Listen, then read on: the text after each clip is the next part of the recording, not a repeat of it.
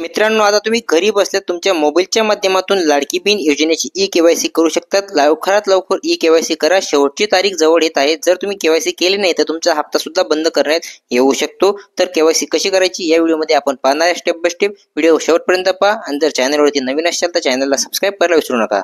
लाडकी बहीण योजनेच्या ऑफिशियल वेबसाईटवरती यायचे. या वेबसाईटची लिंक मी डायरेक्ट डिस्क्रिप्शनमध्ये दिली.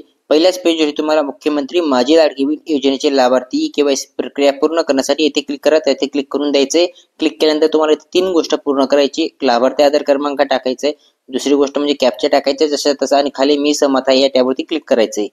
आधार कार्ड क्रमांक टाकून घ्यायचा आहे.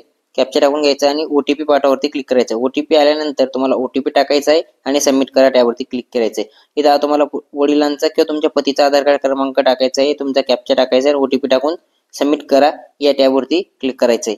इथं थोडा उशीर वेळ लागू शकतो, थांबायचं आहे. कुठलीही प्रकारची काही गडबड करायची नाही. वडिलांच्या आणि तुमच्या आधार कार्ड जो लिंक असेल त्याच्यावरती OTP जाईल.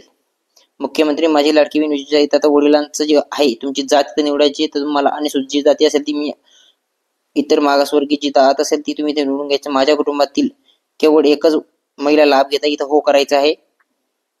खाली सुद्धा एकही व्यक्ती सरकारी नोकरीत नाही तर सुद्धा तुम्हाला हो करायचं आहे. या दोन्ही गोष्टी हो करून द्यायचं आणि खाली तुम्हाला जे तुम्हाला एक छोटं बॉक्स दिसेल तिथे क्लिक करून सबमिट करा या टॅबवरती क्लिक करायचं आहे.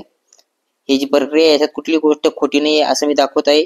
असं इथं लिहिलेलं आहे. सबमिट करा टॅबवरती क्लिक करायचं आहे. तुमची केवायसी पूर्ण झालेली मित्रांनो. आता तुम्हाला लाडकी बहीण योजनेचा हप्त्याचा लाभ मिळेल. आणि जर तुम्हाला याच्या व्यतिरिक्त कुठलाही प्रश्न असेल तर मला कमेंट करायला विसरू नका. या व्हिडिओमध्ये एवढंच. भेटूया पुढच्या व्हिडिओमध्ये. जय हिंद.